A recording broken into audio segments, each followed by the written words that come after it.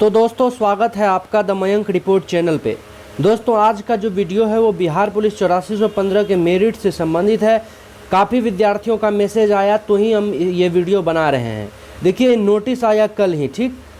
तो अब बहुत सारे विद्यार्थी ये बोलेंगे कि सर नोटिस जो है कल ही आया और खबर आपको आज पता चल रहा है।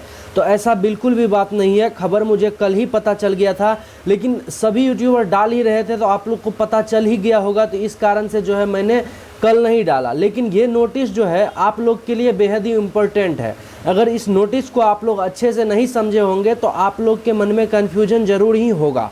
तो इस नोटिस को हम अच्छे से समझाएंगे। और जो है और एक बहुत ही बड़ा सवाल अब खड़ा हो रहा है कि लोहार और कर्मकार जो जाति है, लोहार जाति, देखिए आप लोग को ये ही सिर्फ पता होगा कि लोहार जाति को जो है ईबीसी कैटेगरी में डाला गया है, लेकिन लोहार के साथ साथ कर्मकार जाति जो है उनको भी ईबीसी कैटेगरी में डाला गया है।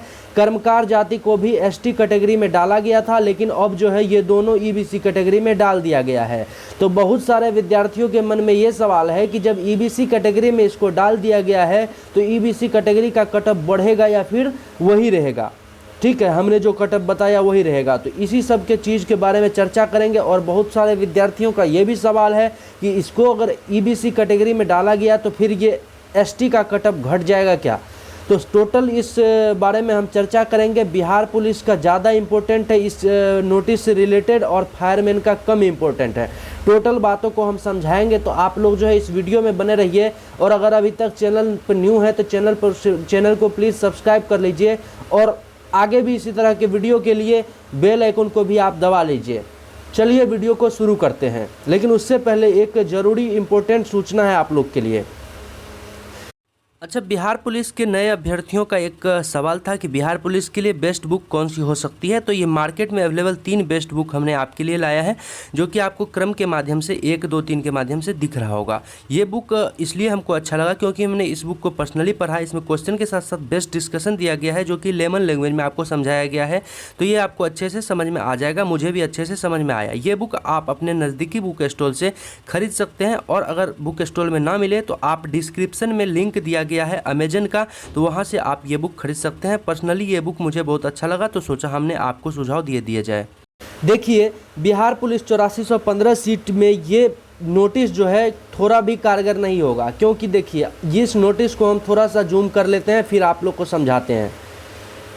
यही नोटिस था, मेरे पास ये नोटिस कल ही आ गया था। बहुत सारे विद्यार्थी ये बोलेंगे कि आज आप क्यों डाल रहे हैं। तो ये नोटिस डालने का हमको थोड़ा भी इच्छा नहीं था कि मतलब ये नोटिस डाल दे। आप लोग सीएसबीसी की साइट पर अपडेट रहते ही होइएगा। ये नोटिस डाल के हम व्यू लेके क्या करेंगे, छोटा मोटा मतलब ऐसे कोई मतलब नहीं रह जाता है।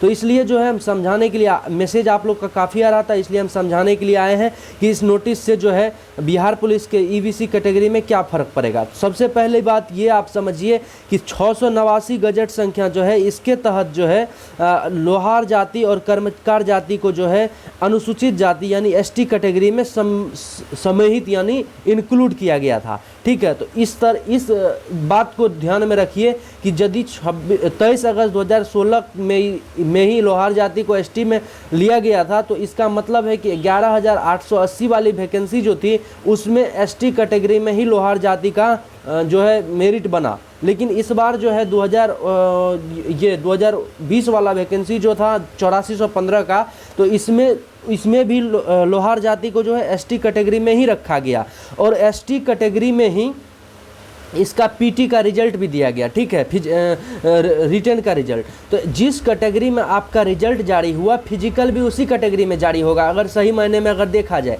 क्योंकि लोहार जाति को जब इसमें इंक्लूड किया गया तब उसका 5 गुना रिजल्ट दिया गया था। तो ये बात आप समझ गए कि एसटी कैटेगरी में जो है इसका रिटर्न का रिजल्ट दिया गया, तो एसटी कैटेगरी में ही जो है इसका लोहार जाति का और कर्मकार जाति का जो है एसटी कैटेगरी में ही फिजिकल का भी मेरिट बनेगा, फिजिकल का भी रिजल्ट एसटी कैटेगरी में ही आएगा।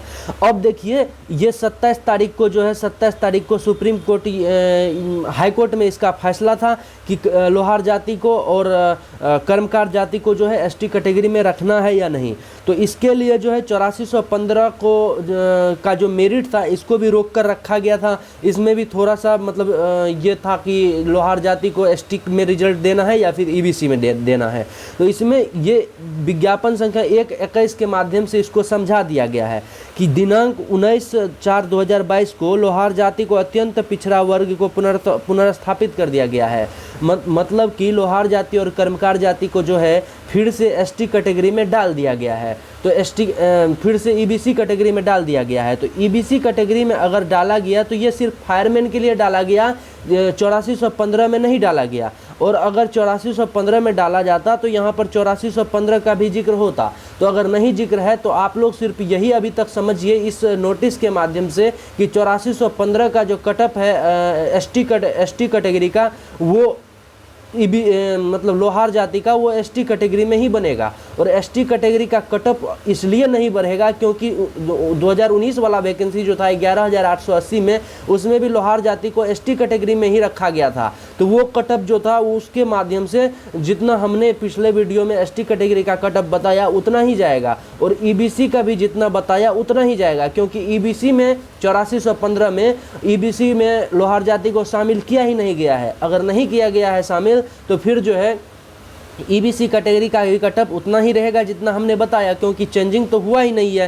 तो ईबीसी कैटेगरी का कटअप इस माध्यम से जो है 68 के लगभग जाने वाला है। आप लोग कटअप से रिलेटेड अगर वीडियो नहीं देखे हैं तो इस चैनल पर कटअप से रिलेटेड वीडियो अपलोड है, तो आप देख सकते हैं। अन्यथा यहाँ आई बटन पर भी आपको शो हो रहा होगा, तो वहाँ से आप कटअप पर जा सकते हैं और अपना कटअप दे सकते हैं। तो इसमें यही क्लियर करना था कि जो है 8415 का मेरिट पर इससे कोई प्रभाव नहीं पड़ेगा। अब 8415 का मेरिट जल्द आने वाला है, क्योंकि स्क्रूटनी का काम हो रहा था, तो स्क्रूटनी का काम ख़त्म हो गया है। ठीक है, तो स्क्रूटनी का काम 2 तारीख तक ही, मतलब यानी कि आज जो है स्क्रूटनी का काम ख़त्म हो जाएगा। उसके बाद जो है 10 तारीख के लगभग 8 के बाद जो है रिजल्ट आपको देखने के लिए मिल जाएगा।